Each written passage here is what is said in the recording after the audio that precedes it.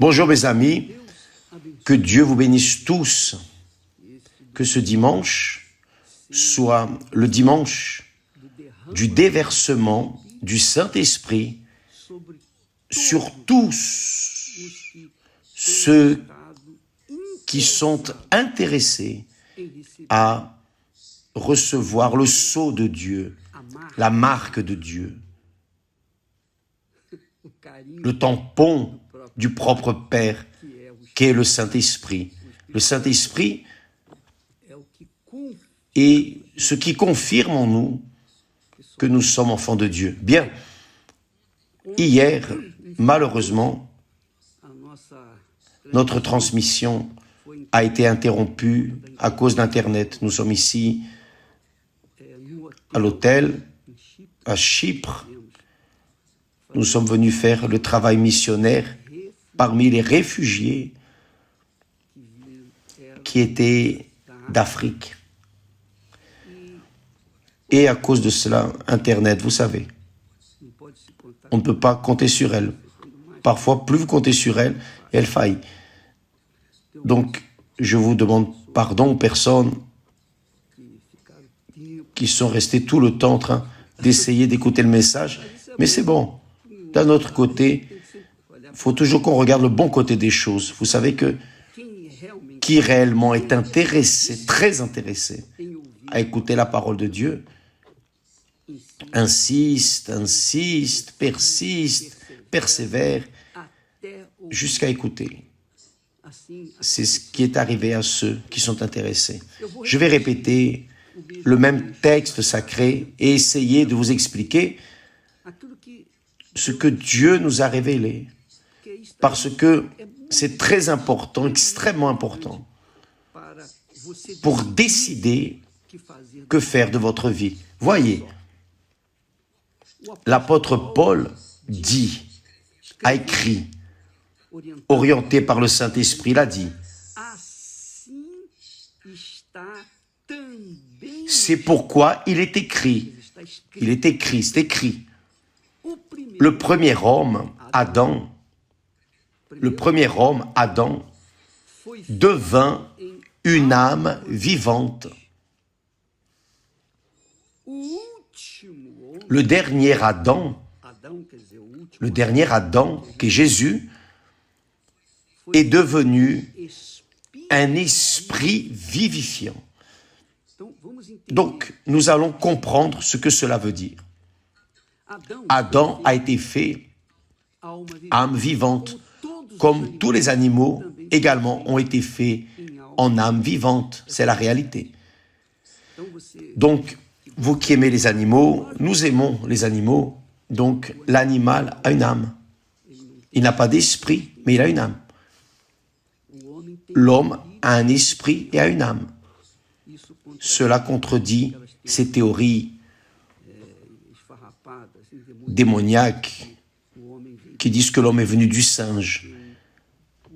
Parce que l'homme pense, raisonne, choisit. Le singe ne choisit pas. Il va dirigé par son intuition. Il n'a pas d'esprit, il a une âme. Donc le premier homme, Adam,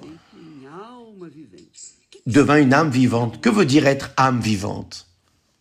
Âme vivante, pensez à un cœur. La personne qui est émotive, la personne qui est amoureuse, la personne qui tombe amoureuse et qui se livre, qui se rend à ses passions, à ses désirs. Cela est l'être humain commun. Tout le monde est ainsi. Tout le monde naît âme vivante. Tout le monde naît avec ce cœur, disons, Seigneur. Tout le monde est né, je dirais, otage, esclave de ses passions, de son cœur, de son âme. Dès l'enfance, tout le monde est ainsi, tout le monde est ainsi. Maintenant, qu'est-ce qui fait la différence de l'esprit, de l'âme vivante et de l'esprit vivifiant?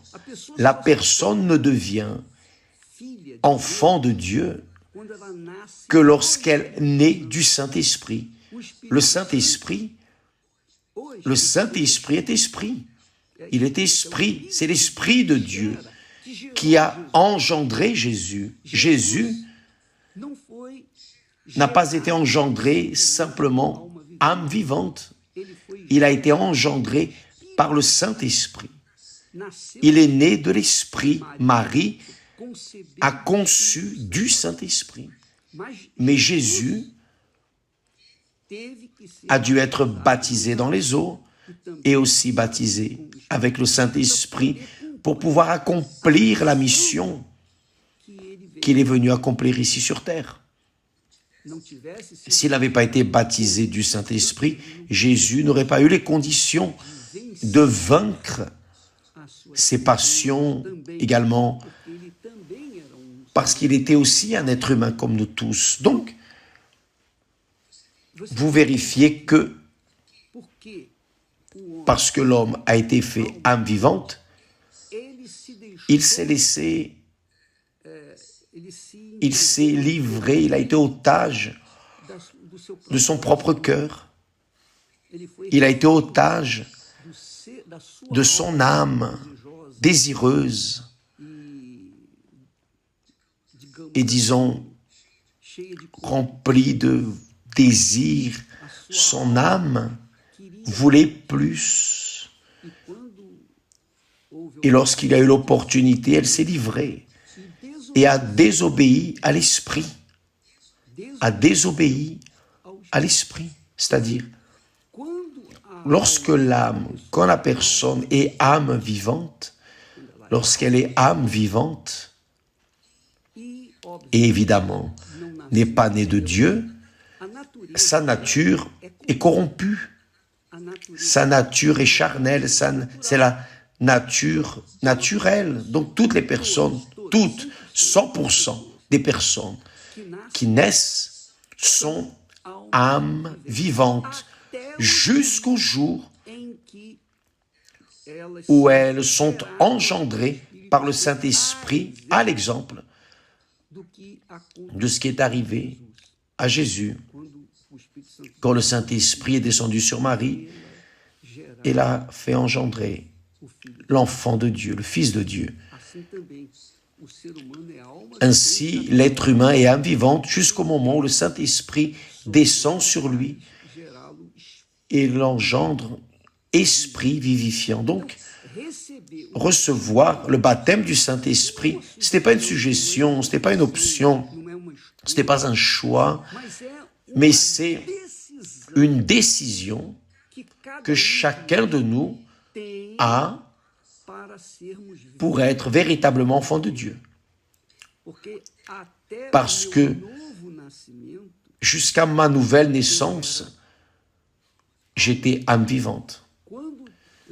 Quand j'ai eu ma rencontre avec le Seigneur Jésus, lorsque réellement je me suis livré, lorsque réellement j'ai manifesté le désir de le suivre, de le servir, de mourir pour ce monde, alors le Saint-Esprit est venu sur moi et tant d'autres personnes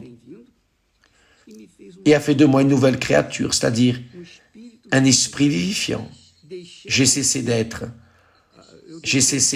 âme vivante, c'est-à-dire j'ai cessé d'être une personne, une créature servante de mon cœur. J'ai cessé d'être une personne enveloppée émotionnellement 100% avec les désirs de mon cœur, de mon âme, pour être une personne spirituelle ou un esprit vivifiant. Donc, c'est ainsi. Quand une personne est âme vivante, vous voyez, elle tombe amoureuse. Elle tombe amoureuse et se livre à cette passion et elle est capable de tuer, elle est capable de faire n'importe quelle chose erronée pour satisfaire les désirs de son cœur. Donc c'est pour cela que beaucoup d'hommes, il y a beaucoup de féminicides et d'autres choses que les personnes commettent à cause, parce qu'elles sont âmes vivantes. Par exemple, au football, nous sommes à la Coupe du Monde. Beaucoup de personnes supportent.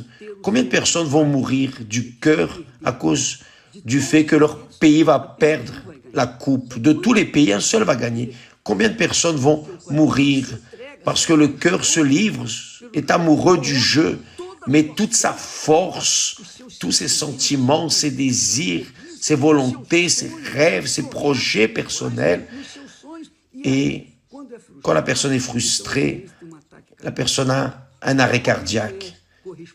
Et lorsque la personne n'est pas correspondue, elle est capable de tuer.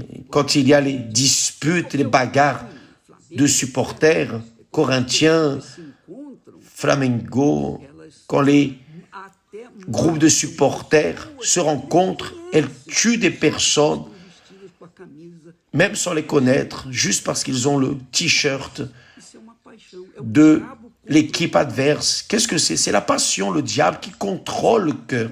Quand une personne n'est pas encore esprit ou spirituel ou née du Saint-Esprit, elle n'a pas le contrôle de son cœur. Donc, elle est déstructurée, déséquilibrée de manière naturelle.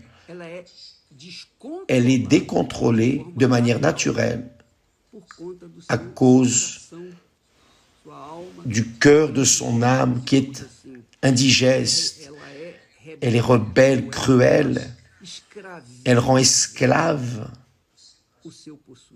celui qui la possède. Donc, la personne cesse. Elle cesse de penser plus et de sentir moins pour se donner au sentir plus et penser moins. Quand la personne naît de Dieu, quand elle est née du Saint-Esprit, lorsqu'elle est enfant de Dieu, elle porte en elle la nature divine. Donc, cette nature divine ne permet pas que le cœur vienne dicter les normes. Non, qui va dicter les normes, c'est le Saint-Esprit. Parce qu'une fois née de Dieu, elle est spirituelle. Là, le Saint-Esprit parle et elle obéit. Mais si la personne n'est pas née de Dieu, le Saint-Esprit parle, mais la personne n'obéit pas toujours. Elle insiste à suivre les caprices de son cœur, c'est-à-dire de son âme. Donc, mes amis, recevoir le Saint-Esprit n'est pas une question de doctrine. Donc, il y a des églises qui prêchent, quand vous êtes baptisé dans les eaux, automatiquement, vous recevez le Saint-Esprit. C'est une tromperie, c'est une erreur. Moi, par exemple, je suis passé par 4 baptêmes dans les eaux. 4. Pour qu'alors je puisse mourir pour ce monde. C'est-à-dire, j'ai été baptisé 4 fois. Non, d'aucune façon. C'est que je n'étais pas mort. J'ai seulement accompli l'obligation d'être baptisé. Mais lorsque j'ai cru, là oui. Là est venue une nouvelle créature. Je suis mort, j'ai été enseveli avec ma chair, ou plutôt avec mes émotions, mes sentiments, avec mon cœur. Et là, oui, le Saint-Esprit a pu diriger, guider ma tête, ma vie. Donc, quand Paul dit « le premier homme, Adam, devint une âme vivante », cela veut dire ça. Adam et Ève sont tombés en tentation. Pourquoi? Parce qu'ils n'étaient pas nés de Dieu. Ils ont été créés par Dieu. Ils étaient des créatures de Dieu.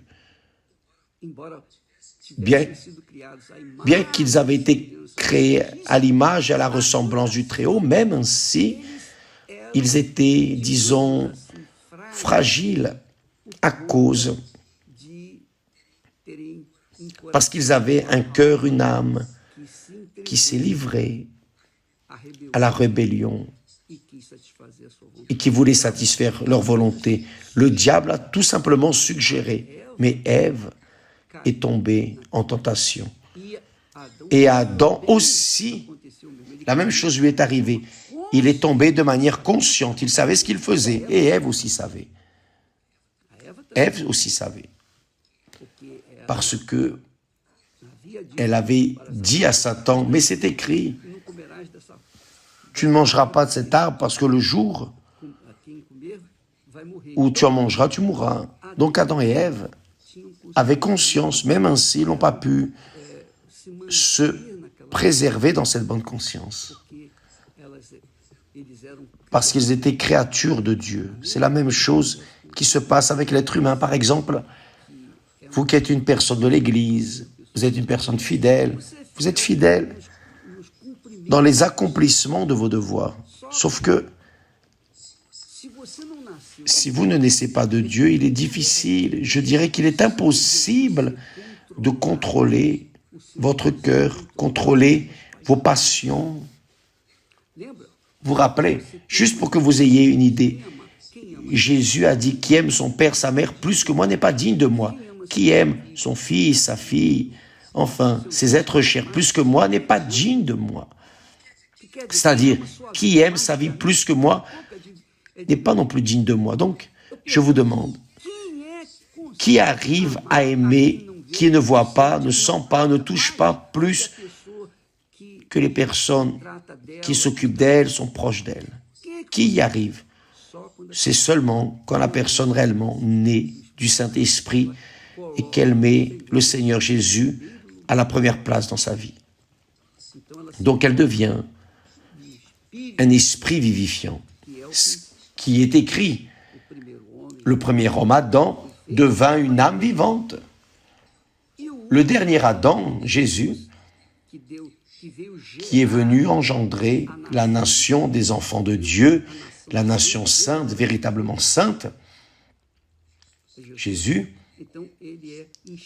est devenu un esprit vivifiant. Quiconque naît de lui devient esprit spirituel. Une personne qui transmet la vie, qui veut donner, qui veut aider, qui veut offrir son meilleur en faveur de son semblable. Maintenant, qui est âme vivante ne veut que recevoir. C'est le cœur. Le cœur ne veut que recevoir. Le cœur veut profiter. Le cœur veut sentir. Le cœur a faim et soif d'être satisfait. Mais quiconque est baptisé du Saint-Esprit ou quiconque est né de Dieu, qui est en Christ, est une nouvelle créature. Qui est en Christ est une nouvelle créature. Pourquoi? Parce que cette personne est née du Saint-Esprit. Jésus a dit, si quelqu'un veut entrer dans le royaume de Dieu, il doit naître d'eau et de l'Esprit, le Saint-Esprit, pour qu'alors il puisse être esprit et puisse vivre en communion avec Dieu. Donc, ce sujet est très important pour savoir, avoir la connaissance, pour alors décider, parce que parfois la personne, malheureusement, va dans la vague des autres, elle suit la procession. Ah, je vais faire la campagne des enfants de Dieu, sauf que elle ne sait pas le besoin pour elle de ne pas suivre la procession, mais d'avoir une propre décision, elle-même décider pour elle. Non, je ne veux plus être comme je suis, comme j'ai été, avec un mauvais tempérament, une personne orgueilleuse, une personne extrêmement vaniteuse. Je suis une personne, je me culture. Et la preuve de cela, ce sont les réseaux sociaux. Vous voyez des personnes qui se montrent, enfin, qui se présentent de toutes les manières possibles pour attirer l'attention et gagner des suiveurs et gagner des applaudissements, etc., etc. Mes amis, quiconque naît de Dieu est une nouvelle créature. Une nouvelle créature. Si vous êtes né de Dieu, faites attention. Vous allez savoir maintenant si vous avez ou non le Saint-Esprit. Si vous êtes né du Saint-Esprit, vous n'avez aucun doute, zéro, que vous êtes de Dieu, que vous êtes enfant de Dieu. Maintenant, s'il existe un minimum de doute en relation à votre filiation avec Dieu, si vous êtes réellement né de Dieu ou reçu le Saint-Esprit, c'est parce que vous n'avez pas été baptisé. Vous ne le connaissez pas. Mais évêque, je parle en langue. Le diable parle en langue. Ah, je prophétise. Le diable prophétise. Le diable a beaucoup de talents qu'il utilise pour tromper les personnes. Et le plus grand talent du diable, c'est la tromperie. Donc, les personnes sont trompées à cause, par le fait de ne pas avoir eu une rencontre, la nouvelle naissance. Elles ne sont pas de nouvelles créatures, elles ne sont pas nées du Saint-Esprit, ne sont pas nées d'eau et du Saint-Esprit. Elles disent être en Christ, mais ne sont pas de nouvelles créatures. Qui est en Christ est une nouvelle créature. Il n'y a pas de demi-mot, ou c'est ou ce n'est pas, ou vous êtes ou vous n'êtes pas de Dieu. Et ce n'est pas moi qui vous convainc, non, ce n'est pas moi qui essaie de vous convaincre, non. Je ne parle que la parole de Dieu. Ici, ce n'est pas mon idée, ce n'est pas une doctrine personnelle, c'est ce qui est écrit. Quiconque est en Christ est une nouvelle créature, c'est-à-dire une nouvelle personne, une nouvelle personnalité, une nouvelle pensée, un nouveau cœur, une personne divine, une personne de Dieu. Donc viennent les tribulations, viennent les luttes, viennent les problèmes.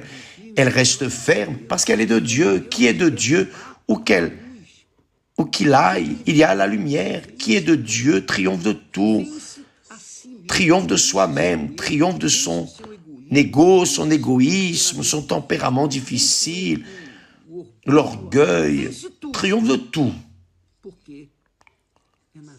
Parce qu'il est né de Dieu. Nous allons parler plus de ce sujet cette semaine, parce que je pense que cela va aider beaucoup de personnes. Vous qui me regardez en cet instant, sachez une chose, chercher, être ou naître du Saint-Esprit n'est pas une bonne idée, c'est une nécessité pour votre salut, pour le salut de votre âme.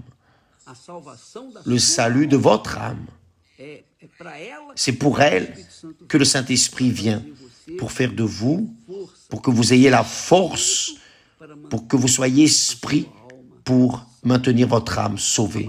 Demain, nous en parlerons plus à ce sujet. Que Dieu bénisse tous. Aujourd'hui, dans toutes les églises universelles, baptême du Saint-Esprit. Et le 11 décembre, le prochain dimanche, nous commençons le jeûne de Daniel, qui ira jusqu'au dernier jour de l'année.